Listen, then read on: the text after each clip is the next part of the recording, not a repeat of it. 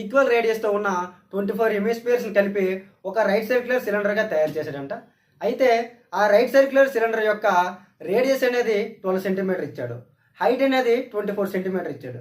అయితే క్వశ్చన్ మనకేం కొనుక్కోమన్నాడంటే ఆ హెమిస్ఫియర్ యొక్క రేడియస్ ఏంటో ఫైండ్ చేయమన్నాడు.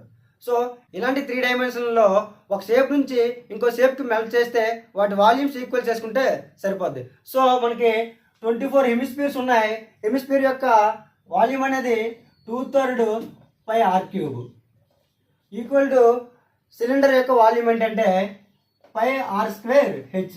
So pi cancel, 24 into 2/3 r³ equal to r² అంటే మనకి 12 ఇంటూ 12. హైట్ అనేది మనకి 24 ఇచ్చాడు.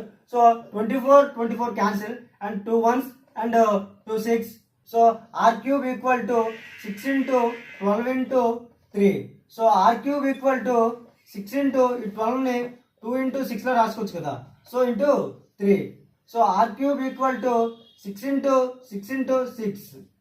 So r³ equal to 6³. So r equal to 6.